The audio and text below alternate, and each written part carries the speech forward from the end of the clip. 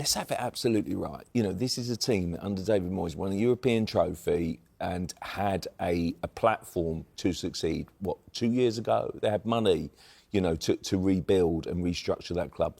What is that team? That team has no identity. That team has no kind of direction or kind of, you know, base to it. It's just a mishmash of kind of almost nobody's really not fit to wear that shirt. West Ham's such a great club with such a brilliant fan base who are so passionate, and they deserve so much more than they're getting on the pitch and off it, I think. Honestly, it's shocking, absolutely shocking the way that club has gone downward, you know, since then. What an opportunity they had. And now they are facing a full-on relegation scrap, and I think that's a damning indictment of that football club from top to bottom. There's a lot of problems at West Ham, but it doesn't mean the manager isn't one of them.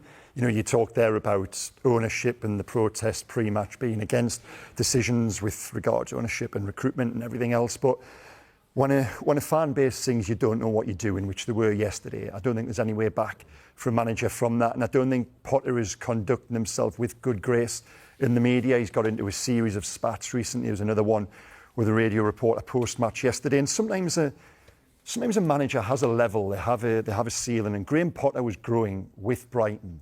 And once he went to a bigger pond at Chelsea, he immediately looked like a fish out of water. West Ham is a different beast again. And from the start, the more you listen to him, the more you watch his team play, it just doesn't feel like the right fit for West Ham. Now, what is the right fit for West Ham? I don't know the answer to that anymore, because in the last 10, 12 years, certainly since they've gone to the London Stadium, it seems they've tried everything and they've lurched from the pragmatist to the romanticist to the pragmatist to the romanticist. I don't know where they're going now. What's Harry Redknapp doing? Is that what West Ham needs? You know, that type of character and charisma to take on what is a really difficult football club to manage. And it shouldn't be, because they've got a tremendous advantage being in London. They've got a wonderful stadium which they can sell out. Everything is there for that football club to succeed, yet somehow they keep on finding different ways to fail. Just on the Mirror, Potter on the ropes is their headline. Hammer House of Horror as fans call for triple change. Mark, can you draw comparisons, maybe, just picking up on what Craig said there, with their manager selection? What happened with Manchester United, in a way, because they seem to be selecting managers that bear no resemblance to the philosophy of the previous one, and you're going to end up with a situation like this, surely. Well, yeah, I mean, obviously, Potter, Lopetegui, Moyes, it's all slightly different, you know, in terms of the characters. In terms of Potter, I just think the club's too big for him. I just don't think he's got the personality, as Craig says, to take it on.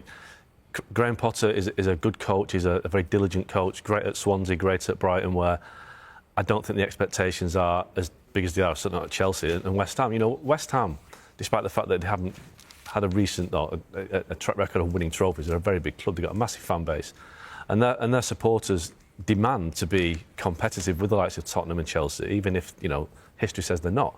And I think you need a personality on the touchline that can respond to that. And Graham Potter hasn't got that personality. Like Craig was saying, he's bristling at the moment at the pressure of managing the club. He couldn't handle the Chelsea situation. Any manager has to be the biggest personality in the club to be successful, and Graham Potter isn't that. He is at Brighton, Swansea, when, you know, they're quite happy to, you know, punch above their weight. But West Ham fans don't want to punch above their weight. They want to succeed. And I think you need a manager to sell the story of West Ham, to reflect the supporters. And he doesn't do that. It's almost like when you see him on TV after the game now, there's a clash there. It's almost like he doesn't get the supporters, and he's the complete antithesis of a West Ham supporter or West Ham manager. And, you know, I think Harry Redknapp, we can rule him out, I think, just about. But they do need a coach or a manager with the personality to engage with the fans and to be the guy that kind of, the rebel rouser, because that's what West Ham fans want. They want somebody with passion that will fight their corner. And Graham Potter looks like that's the last thing he wants to do. He just wants to be left to focus on his football. You can't just do that at West Ham. Craig, a personality to engage with the fans, says Mark. In the Sunday Times, Nuno in the West Ham United frame as Palace crank up pressure on Potter. Is he the personality to engage with the fans, do you think? No, I don't. And I'm conscious now. You know, 2 parts in. We've chased Ruben Amorim. Now we're going after Graham Potter. Who's part 3? No, I don't think Nuno is. We've seen Nuno and the friction there was. Now, Nottingham. We said West Ham is a different beast. Nottingham Forest is a different beast altogether. But we've seen that Nuno does get drawn into those confrontational situations. And I think Mark's exactly right. You know, when Graham Potter comes out now, there's almost a passive-aggressive nature to the question. And the questioning is totally legitimate. And don't forget, you know, the journalists are there as an extension, the eyes, ear and the voice of supporters in many ways. You know, we're a conduit to give that message back to the fans through our publications. And Graham Potter isn't treating that with enough respect, and he's not embracing it. He's not actually using it as a platform to get his message out there. But on Nuno, listen, Nuno at Nottingham Forest was incredibly unlucky. I actually think they've downgraded by bringing Ange in on the back of Nuno. You know, that felt like a right fit. The players were buying into what he did. Had a tremendous season last year. Is he a good manager? Yes. Do I think he's the right fit for West Ham? No. I think Nuno is a terrific counter-attacking manager, given the right opportunity and right circumstances. He did brilliantly at Forest. Absolutely fantastic. To get that club to be kind of, you know, sort of labelled as a team battling in relegation into Europe was remarkable. One of the best jobs of management you've seen, basically, in the last few years. Brilliant. Absolutely fantastic.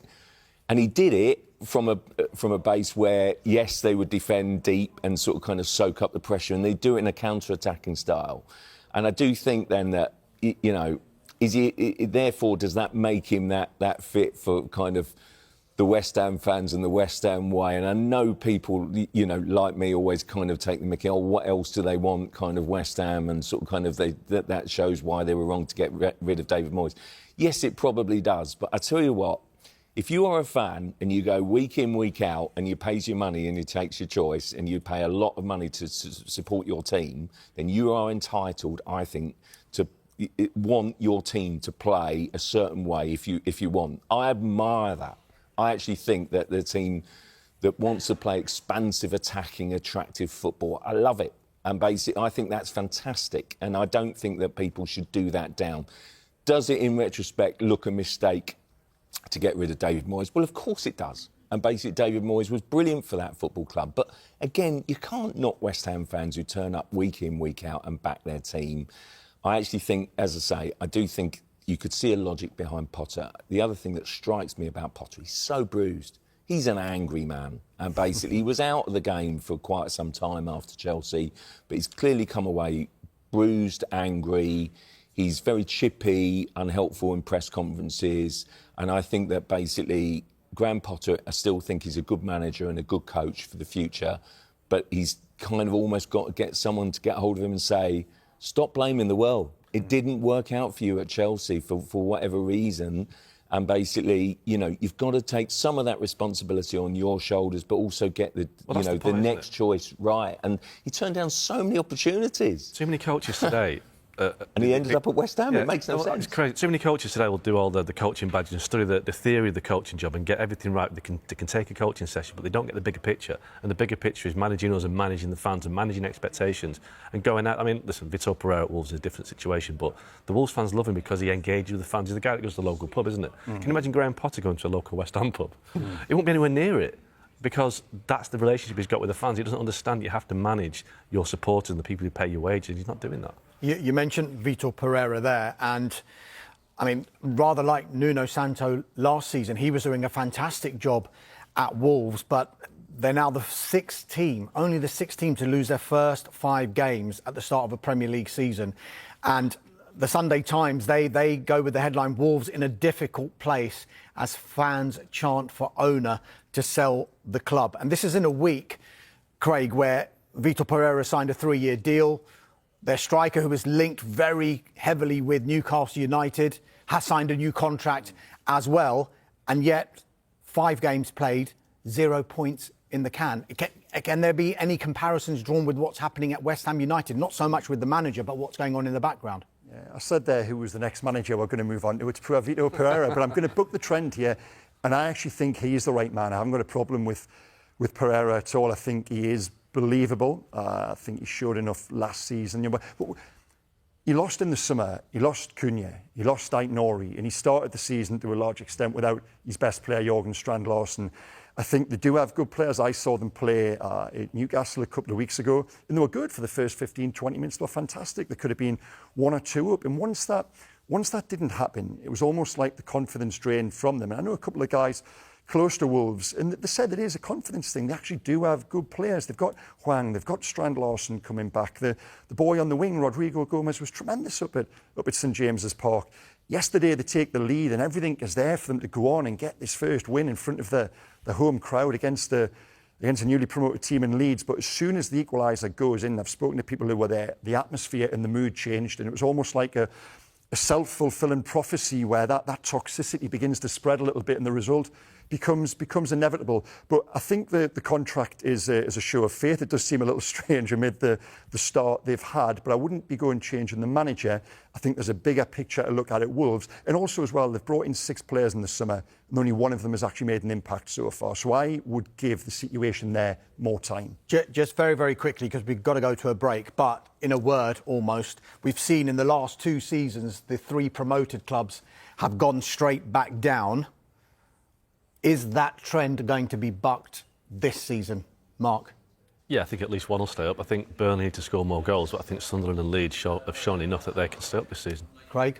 Yes, you've got to admire the way Sunderland have done it. I don't think promotion was ever really part of the grand plan at this stage, but they went up and they've actually had a good go at it. I think Sunderland have done enough. Yeah, I'm going to stand up for Leeds as well. I think what a terrific win yesterday. I love that header from Calvert-Lewin. That's a classic centre-forwards header. And I think they recruited well. And I think all 3 have got a chance, particularly Leeds and Sunderland.